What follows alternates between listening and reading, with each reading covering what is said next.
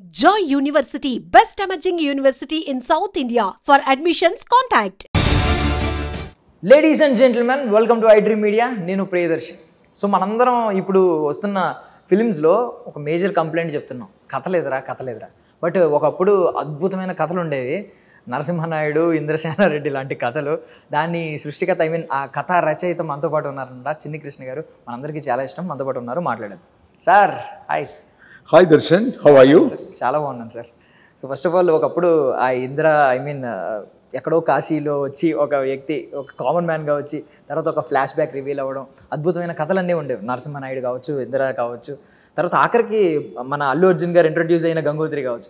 ఇలాంటి సినిమాలన్నీ భలే మాట్లాడుకునే వాళ్ళం, అద్భుతమైన కథరా అని. ఇప్పుడు ఎక్కడ మాట్లాడుకున్నా స్క్రీన్ ప్లే గురించి కానీ, ఎలివేషన్స్ గురించి మాట్లాడుకుంటున్నాం, కానీ కథ అనేది మిస్ అవుతుంది. మేము ఫస్ట్ తెలుసుకోవాలనుకుంటుంది, ఈ కథ ఎలా మిస్ అవుతుంది ఈ సినిమాల్లో, ఎందుకు మిస్ అవుతుంది అనేది. దానికంటే ముందు మీ నుంచి ఎందుకు మాకు కథలు రావట్లేదు? సెన్సేషనల్ కామెంట్ చేయొచ్చు. నిజం మాట్లాడాలంటే 99% ఇండస్ట్రీలో మంచివాళ్ళు, మానవత్వం ఉన్నవాళ్ళు, గొప్పవాళ్ళు, చాలామంది గొప్ప నిర్మాతలు, గొప్ప దర్శకులు, గొప్ప హీరోస్. నన్ను మీ అందరికీ పరిచయం చేసిన వాళ్ళకి ధన్యవాదాలు తెలుపుతున్నాను.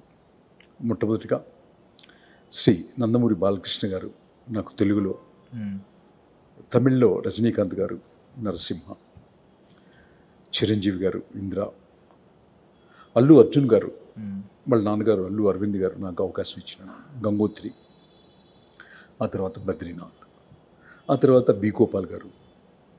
నన్ను కథ సెలెక్ట్ చేసేది ఫస్ట్ దర్శకుడే కాబట్టి హీరో దగ్గరికి తీసుకెళ్లాల్సింది బి గోపాల్ గారు.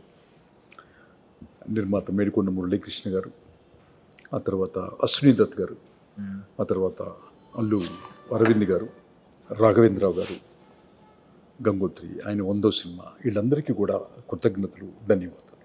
కొంచెం ఈ మధ్య గ్యాప్ రావడానికి ప్రధానమైన కారణం ఏంటంటే, నేను ఫారెన్లో ఉండటం ఎక్కువ టైము, ఓకే, కొంచెం పిల్లలు పీక్ ఎడ్యుకేషన్లో ఉండటం, ఇవన్నీ కూడా ఒక కారణంగా చెప్పుకోవాలి. తప్పితే ఇండస్ట్రీలో పెద్దలందరూ నాతో బాగుంటారు.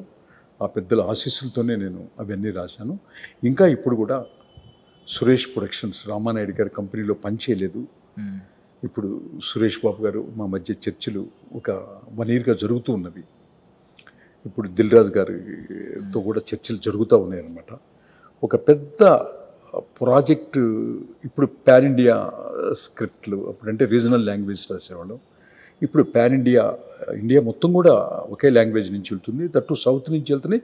సౌత్ ఎస్పెషల్లీ తెలుగు ఇండస్ట్రీ నుంచి వెళ్ళి మనకంటూ ఒక పెద్ద దీన్ని పెట్టినటువంటి హీరోలు ప్రభాస్ గారు, గౌరవ అల్లు అర్జున్ గారు, నందమూరి తారక రామారావు గారు, ఇట్లా మహేష్ బాబు గారు, చాలామంది హీరోలు ఇండియాలో, చిరంజీవి గారు, రామ్ చరణ్ తేజ గారు, ఇట్లా అందరూ ఉన్నారు. కాబట్టి ఒక పెద్ద కథతో అతి తొందరలో మీ ముందుకు వస్తాను.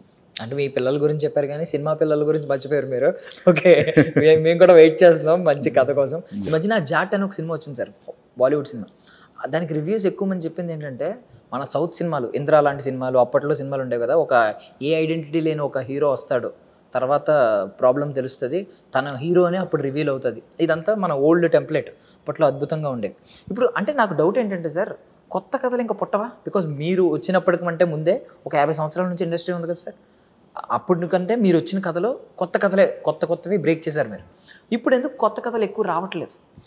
అంటే ఇప్పుడు ఈ మధ్య మీరు తమిళ్ సినిమాలు 2, టూరిస్ట్ ఫ్యామిలీ అని ఒకటి, శేష్ కుమార్ గారిది, అదే శేష్ కుమార్ గారిది అయోధ్య అనే సినిమా మీరు చూసుకుంటే, అది మన తెలుగులో కొత్త కథలు ఈ మధ్య నేను చూసిన వాటిలో కోర్టు సినిమా చాలా బాగుంది.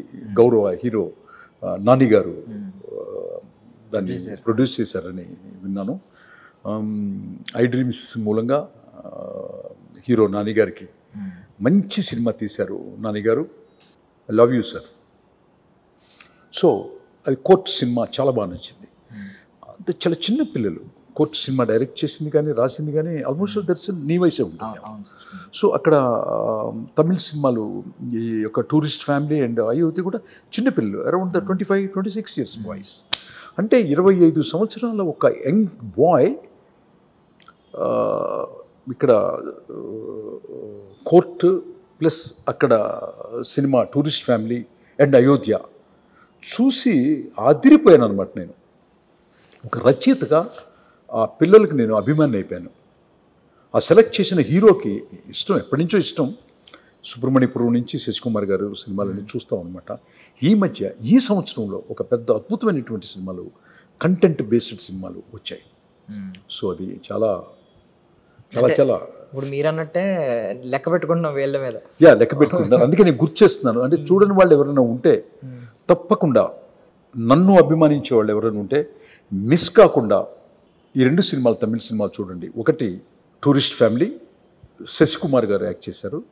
అది ఏదో ఒక హాట్స్టార్లో హాట్స్టార్లో ఉందంట. అదొకటను ప్లస్ అయోధ్య. ఈ 2 మాత్రం తప్పకుండా చూడండి.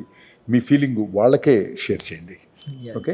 బట్ ఇప్పుడు ఈ రివ్యూస్ చెప్తున్నప్పుడు కూడా మీరు రివ్యూస్ అంటే ఇప్పుడు జర్నలిస్ట్లే కాదు, అందరూ పర్సనల్ ఛానల్స్ పెట్టుకుని ఒపీనియన్ చెప్తున్నారు. వాళ్ళందరూ కూడా స్టోరీ సెగ్మెంట్ వచ్చేసరికి రొటీన్ స్టోరీ అంటున్నారు. రొటీన్ అనేది కామన్ అయిపోయింది. ఎందుకు సార్ ఆ రొటీన్ అనేది దీంట్లో ఈ స్టోరీ చాలా కొత్తగా ఉంది అని కొన్ని మీరు చెప్పినట్టు ఆ ఫ్యూ సినిమాలకే చెప్తున్నారు స్టోరీ కొత్తగా ఉంది, మిగిలినట్లకి రొటీన్ కథే, స్క్రీన్ ప్లే మాత్రం బాగుంది అంటున్నారు. ఎవరిని మనము ఎవరిని విమర్శించలేము. పెద్ద హీరోస్, పెద్ద డైరెక్టర్లు అందరూ చేసే వాళ్ళని మనం విమర్శించకూడదు. వాళ్ళ సర్కమ్స్టెన్సెస్ని బట్టి వాళ్ళు అట్లా చేస్తుంటారు. కానీ ఇది నేనేం చెప్తానంటే, ఈ రైటింగ్ స్కిల్ అనేది నటించటం కొంతమందికి భగవంతుడు ఇస్తాడు, రచించటం కొంతమందికి ఇస్తాడు. ఈ రచించటం అనేది సాక్షాత్తు అమ్మవారి స్వరూపంగా నేను భావిస్తాను. అమ్మవారి అనుగ్రహంతో, అమ్మవారి ఆశీస్సులతో రైటర్ అవుతారు. సో వాళ్ళు చాలా తక్కువ మంది ఉంటారు భారతదేశం మొత్తం మీద. నాకు కంటెంట్ అండ్ సోల్ కథ రాసేవాళ్ళు ఒక 10 మంది ఉన్నారు వాళ్ళు ఎంటైర్ నేషన్లోనే. ఆ 10 మంది నాకు తెలుసు ఎవరో. ఓకే, మిగతా 1000 మంది ఉన్నారు. ఆ 1000 మంది కాదా అంటే నేను సోల్గా వాళ్ళు కథలు రాయట్లేదు, వాళ్ళకి తెలియదనే చెప్తాను.